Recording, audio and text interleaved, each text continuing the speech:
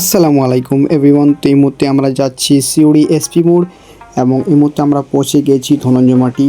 দেখতে পাচ্ছ সামনে মসজিদ, খুব সুন্দর মসজিদটা। তো আমরা যাচ্ছি সকল বন্ধু মিলে চা খেতে।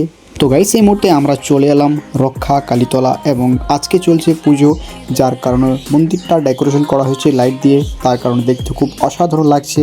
তো এই মুহূর্তে আমরা মন্দিরের সামনে এসেছি এবং তারপর গাইস আমরা এসে পড়েছি হৃদয় মোড় এবং এখানে আশেপাশে ভিউটা খুব সুন্দর এখানে। তো গাইস তারপর আমরা চলে এলাম সিউড়ি সবথেকে একটা পপুলার জায়গা, যেটি হলো সিউড়ি মসজিদ মোড় এবং এখানে এসে আমরা পড়ে গেলাম জ্যামের মধ্যে। এখানে টোটো এবং বাইকে প্রচণ্ড জাম, তাই জাম থেকে কোনো রকম উদ্ধার হয়ে আমরা চলে এলাম সিউড়ি চৈতালি মোড় এবং এখানে আশেপাশে ভিউটা খুবই সুন্দর, দেখতে খুবই ভালো লাগছে। তো ফাইনালি গাইস আমরা পৌঁছে গেছি টি স্টল এবং এখানে প্রচণ্ড ভিড় এবং আমরা নেমে পড়লাম এখানে। তো গাইস নেমেই আমরা অর্ডার দিয়ে দিলাম চা এবং সকল বন্ধু মিলে আমরা অপেক্ষা করছি চায়ের জন্য।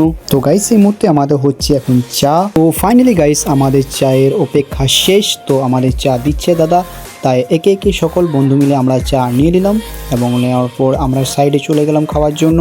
তারপর গাইস আমিও নিয়ে নিলাম চা এবং চা খেয়ে আমরা এখান থেকে বেরিয়ে পড়লাম। আসার পথে আমরা দেখে নিলাম সিউড়িতে ক্লক টাওয়ার, যেটা খুবই একটা সৌন্দর্যজনক জিনিস, যেটা আছে প্যারিসে, সেটা ক্লোন বানিয়েছে আমাদের সিউড়িতে, তাই দেখতে খুবই একটা অসাধারণ লাগছে। তাই এখান থেকে আমরা চলে এলাম সোজা ফ্লাইওভারে। তো গাইস এই ফ্লাইওভারটা দেখতে পাচ্ছ কত সুন্দর লাগছে নাইটে।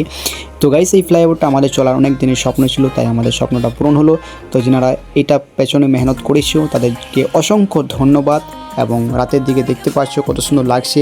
তাই বন্ধুরা ব্লগটা এইখানে শেষ করছি। ধন্যবাদ সকলকে দেখার জন্য।